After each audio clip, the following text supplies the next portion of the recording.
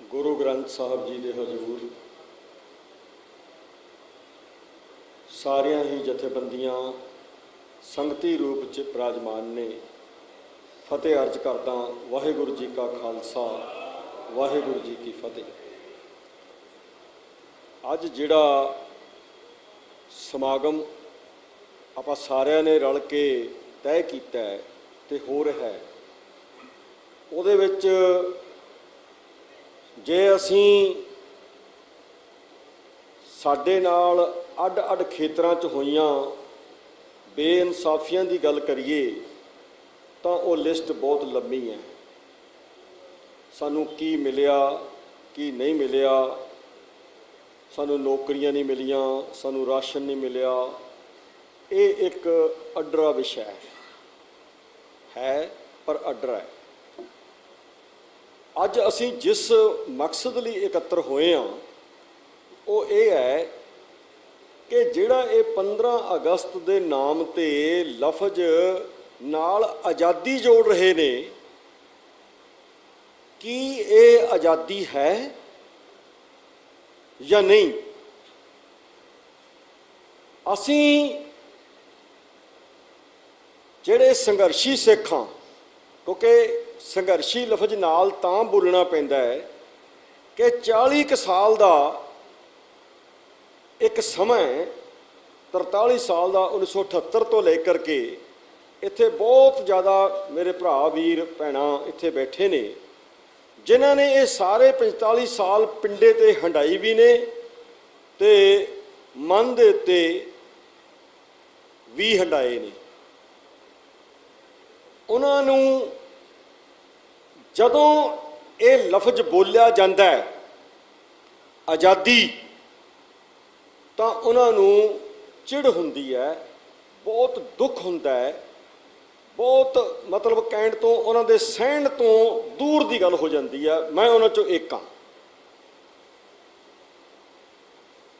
दूसरी गल,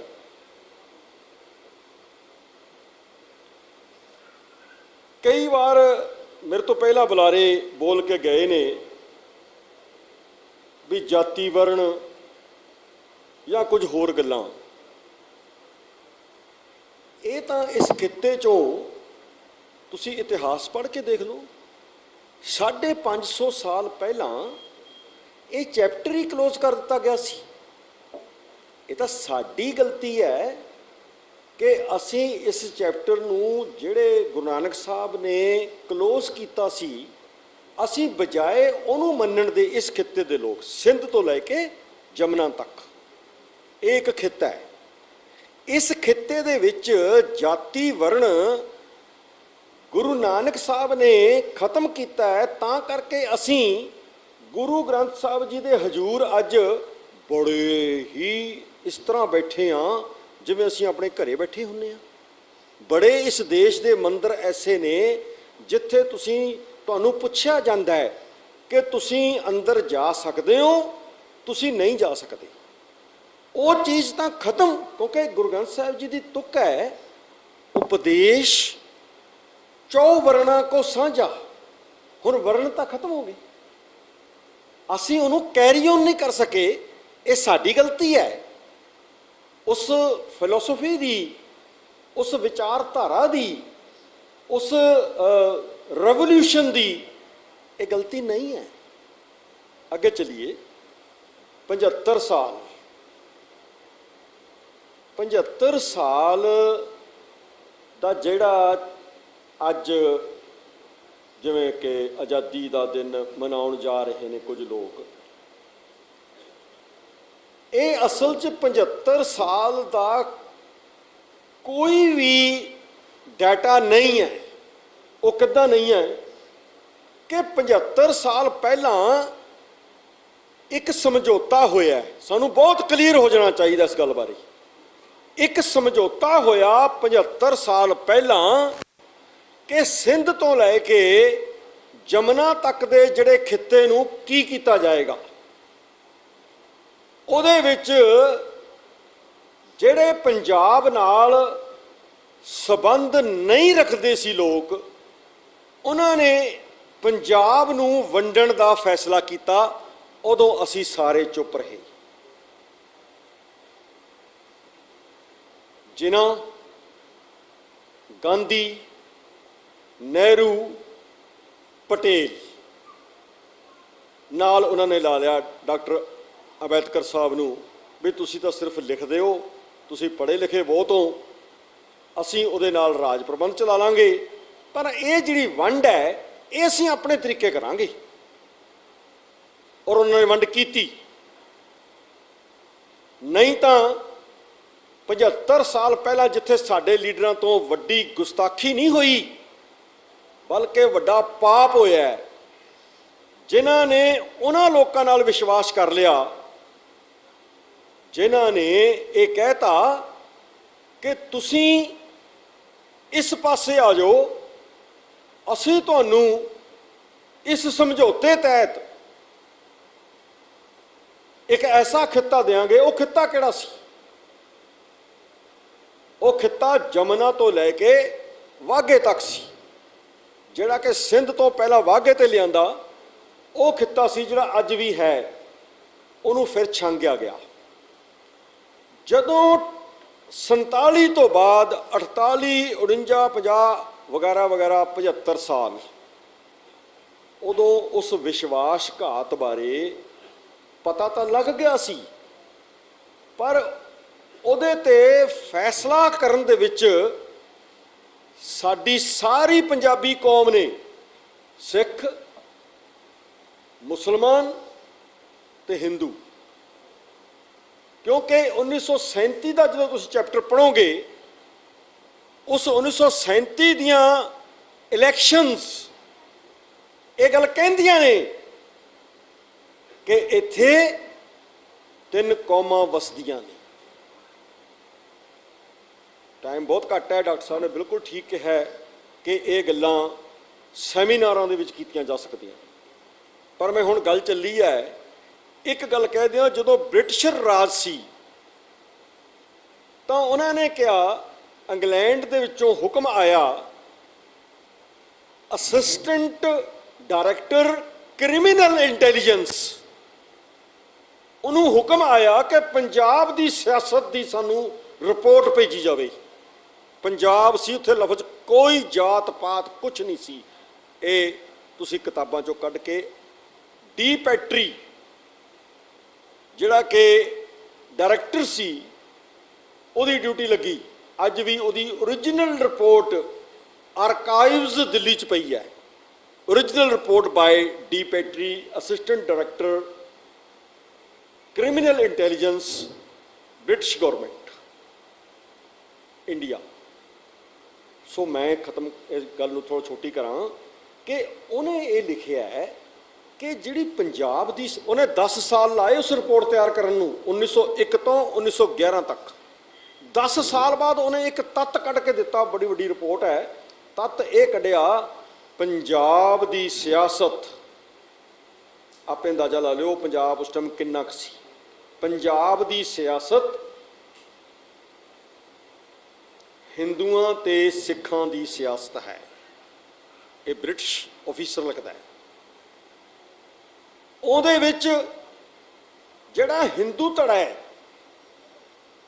ਉਹ ਵਰਣ ਵੰਡ ਨੂੰ ਆਪਣੀ ਸਭ ਤੋਂ ਮਜ਼ਬੂਤ ਜੜ ਮੰਨਦਾ ਹੈ ਤੇ ਸਿੱਖ ਜਾਤ ਪਾਤ ਨੂੰ ਮੰਨਦਾ ਹੀ ਨਹੀਂ।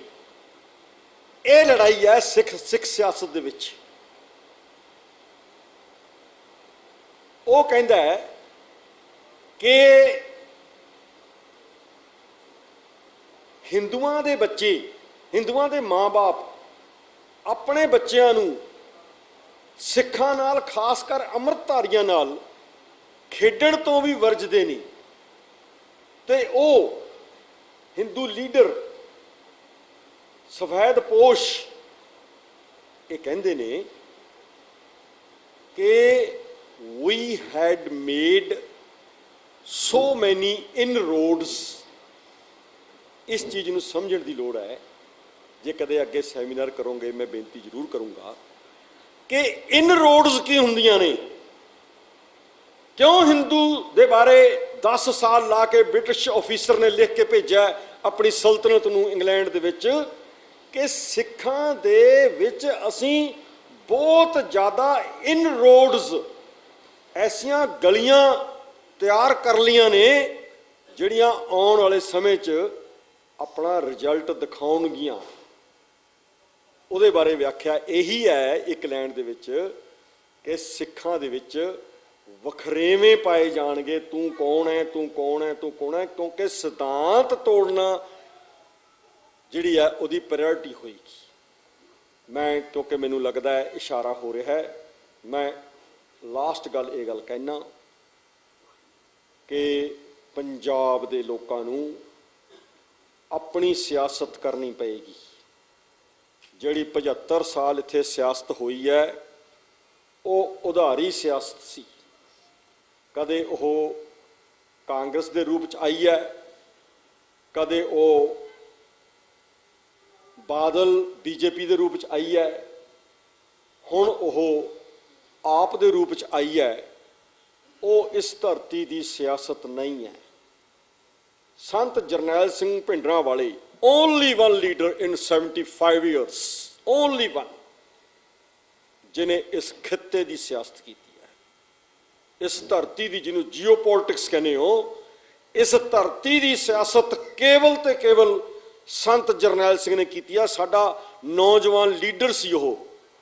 ਇੱਥੇ ਬਹੁਤ ਬੈਠੇ ਨੇ ਮੇਰੇ ਸਮੇਤ ਜਿਨ੍ਹਾਂ ਨੇ ਉਹਨਾਂ ਦੇ ਦਰਸ਼ਨ ਕੀਤੇ ਨੇ, ਉਹਨਾਂ ਨੂੰ ਸੁਣੇ ਆ, ਦਰਸ਼ਨ ਤੋਂ ਭਾਵ ਸੁਣੇ ਆ, ਉਹਨਾਂ ਨੂੰ ਮਾਣੇ ਆ। ਆ ਬੈਠੇ ਨੇ ਪੌਂਟਾ ਸਾਹਿਬ ਸਤਨਾਮ ਸਿੰਘ ਜੀ, ਜਿਨ੍ਹਾਂ ਨੇ ਜਹਾਜ਼ ਅਗਵਾ ਕਰਕੇ ਲੈ ਗਏ ਵੀ ਸੰਤਾਂ ਨੂੰ ਕਿਉਂ ਗ੍ਰਿਫਤਾਰ ਕੀਤਾ ਹੈ। ਆ ਬੈਠੇ ਨੇ।